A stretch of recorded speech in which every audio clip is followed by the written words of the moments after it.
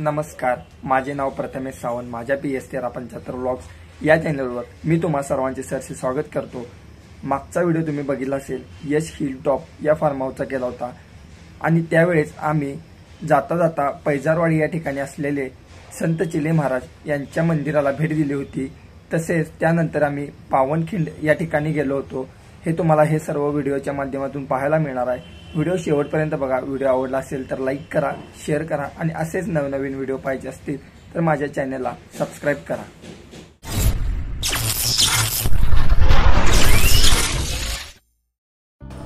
सुरुवातीलाच कोल्हापूर रत्नागिरी महामार्गावरून आम्ही जायला निघालो.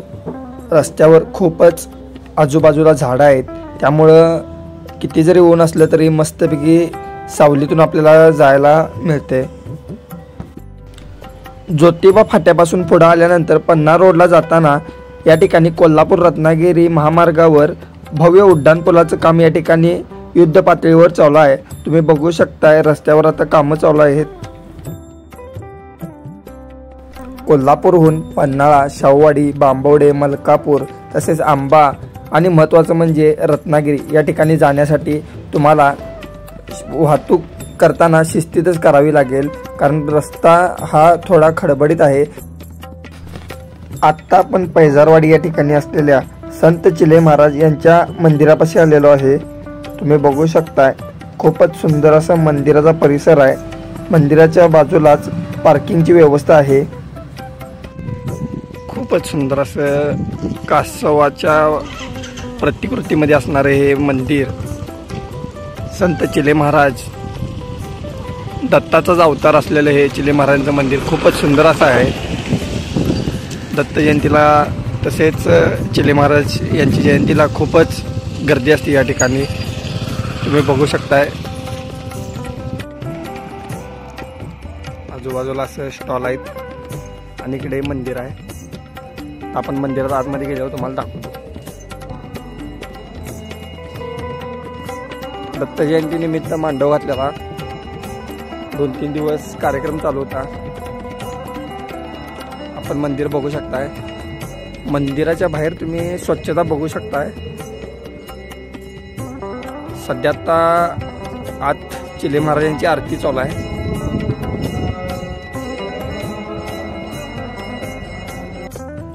मंदिराच्या आतमध्ये गाभाऱ्यात गेल्यानंतर शूटिंग करायला परवानगी नाही, त्यामुळे बाहेरून जसं दिसेल तसं तुम्हाला मी चिले महाराजांचे दर्शन घडवतो. बाहेरूनच तुम्ही चिले महाराजांचे दर्शन घेऊ शकताय. सुंदर असं मंदिर आहे आणि आत तर खूपच सुंदर असं वाटतंय, पण आत फोटो काढायला आणि व्हिडिओ करायला परवानगी नसल्यामुळे बाहेरूनच हे शूटिंग घेतलेलं आहे. भव्य अशा कासवाकृतीमध्ये असणारं हे चिले महाराजांचं मंदिर आणि त्या मंदिरामध्ये शांत अशी चिले महाराजांची मूर्ती. खूपच मनमोहक असं वातावरण या ठिकाणी आहे. तुम्ही बघू शकताय.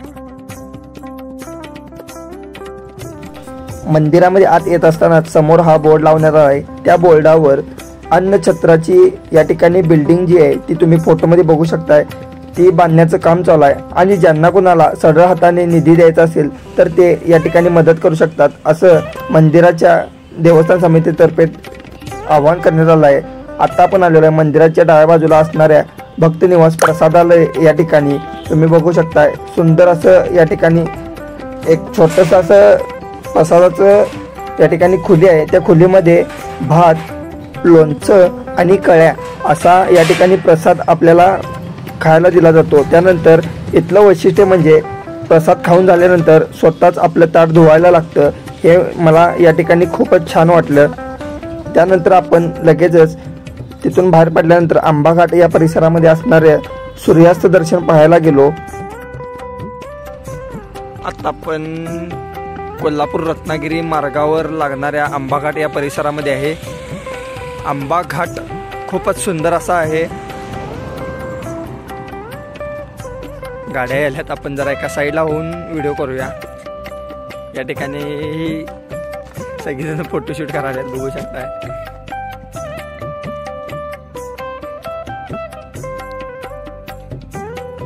सह्याद्री डोंगर रांगा, मस्त असा निसर्गरम्य वातावरण आणि सूर्य तुम्ही बघू शकताय, सूर्यास्त होत आहे, बघू शकताय। घाटातून निसर्गरम्य असं वातावरण।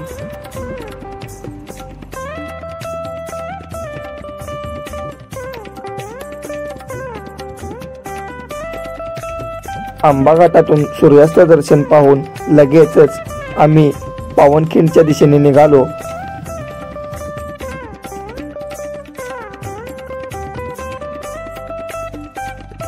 विशाळगड किल्ल्याकडे जाण्यासाठी देखील हा मार्गाचा वापर केला जातो। तसेच या ठिकाणी एक नाका, या नाक्यावर सूचना देण्यात आलेली आहे की सूर्यास्तानंतर मलकापूर, पांढरपाणी, पावनखिंड मार्गे आपण विशाळगडला जाण्याचं जे आवाहन करण्यात आलेलं आहे ते तुम्ही त्याचं तंतोतंत पालन केलं पाहिजे।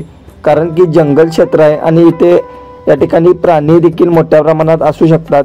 त्यामुळे आपण प्रशासनाने सांगितले त्या पर्यायानुसार आपण जाऊ शकता।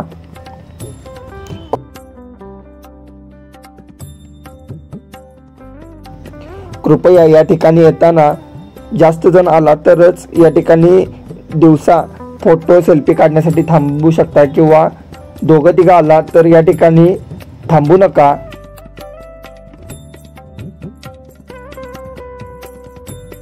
आपण आंब्यावरून पावनखिंडला येत असताना आपल्याला हा चौक लागतो। या चौकामध्ये उजव्या बाजूला जो रोड गेलाय तो अनुस्कुरा घाट या ठिकाणी जातो। तर आपल्याला या ठिकाणी पावनखिंड या ठिकाणी जायचं आहे।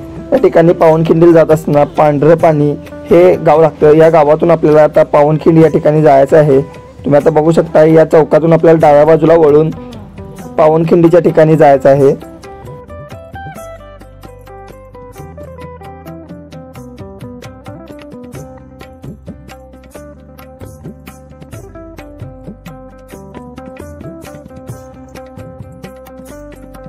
प्रशासनाच्या वतीने या ठिकाणी खूपच सुंदर असा विकास करण्यात आलेला आहे। छोटी मोठी नाश्त्याची सेंटर आहेत। डाव्या बाजूला बघितलं तर आपण गाड्यांचं पार्किंग आहे आणि तिथून आपल्याला गाड्या लावून आता पुढे चालत जायचं आहे।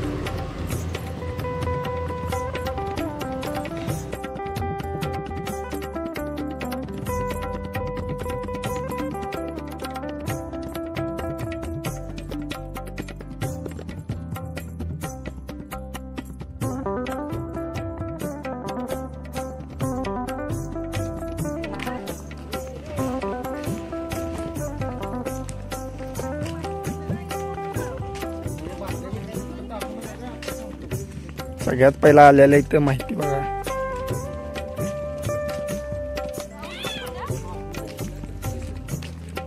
स्वच्छता बघू शकताय। तर पाणी पिऊन किंवा थम्सअप, स्प्राईट असलं काय पिऊन या ठिकाणी बाटल्या बिटल्या काय टाकू नका। इथं आपल्याला सूचना दिली जाते।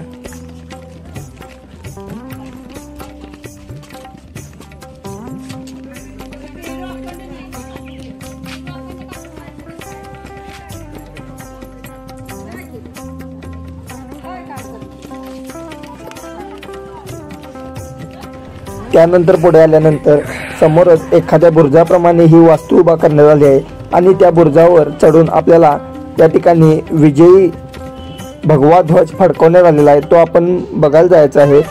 खाली चप्पल काढावे असं आवाहन करण्यात आलं आहे। वरती गेल्यानंतर खूपच सुंदर असं या ठिकाणी दृश्य दिसते। तुम्हाला तर मी पुढे गेल्यानंतर दाखवतो।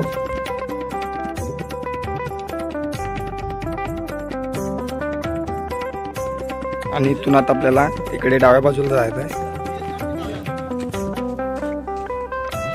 इकडे आता आपल्याला वीर बाजीप्रभू यांनी जी त्यावेळेला लढवलेली जी पावनखिंड आहे ती आता आपल्याला त्या ठिकाणी बघायला जायचं आहे।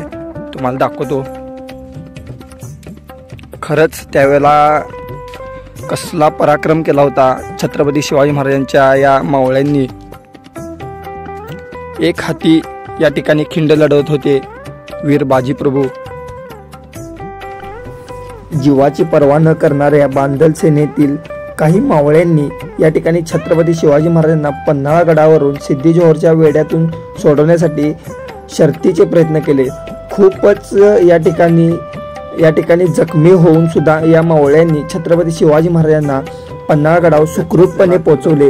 याची साक्ष देणारी ही पावनखिंड आज देखील या ठिकाणी अंगावर काटा येतो। तुम्ही बघू शकता पुढे गेल्यानंतर पावनखिंड।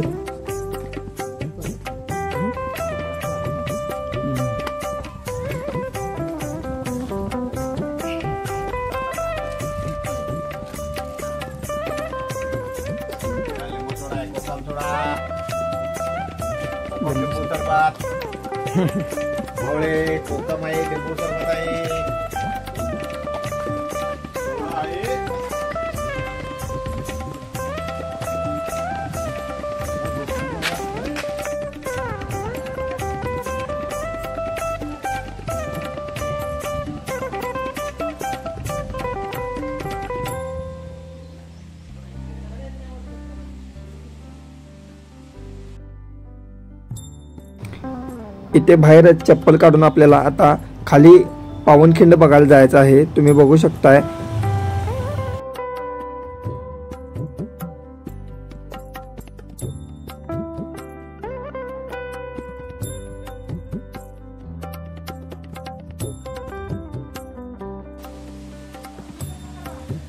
खिंड लढवून, एक हाती खिंड लढवून त्या ठिकाणी छत्रपती शिवाजी महाराजांना सुखरूप असं विशाळगडावर पोहोचवलं। तीच ही पावनखिंड आपण बघत आहात।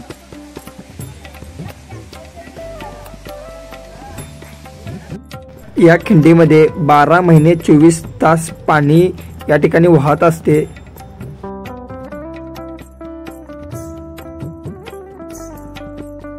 या खिंडीमध्ये खाली उतरण्यासाठी आधी दगडांवरूनच उतरावं लागत होते, पण आता या ठिकाणी सध्या लोखंडी पायऱ्या करण्यात आल्या आहेत। तिथून उतरून आपल्याला खाली जाता येते, पण सर्वांनीच खबरदारी घेऊन या ठिकाणी उतरावे। ज्यांना उतरायला आणि चढायला जमत असेल त्यांनीच या ठिकाणी शक्यतो जावावे।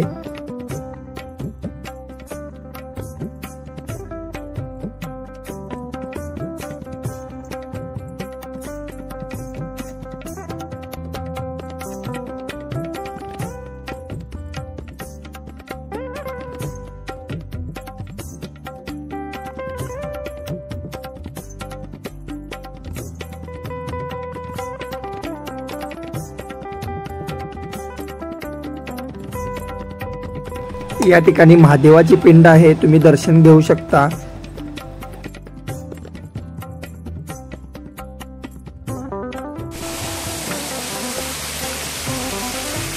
नित्यगाता महामेरू भौतगणाची आधारू अखंड चिंता निर्धारू श्रीमंत योगी पुण्यश्लोक छत्रपती शिवाजी महाराज की जय। जय भवानी, जय शिवाजी, जय भवानी, जय शिवाजी, छत्रपती शिवाजी महाराज की जय। नमो पार्वतीपती हर हर महादेव, हर हर महादेव। व्हिडिओ आवडला असेल तर लाईक करा, शेअर करा आणि असेच नवनवीन व्हिडिओ पाहायचे असतील तर माझ्या चॅनलला सबस्क्राईब करा। भेटूया नवीन व्हिडिओमध्ये, तोपर्यंत बाय बाय।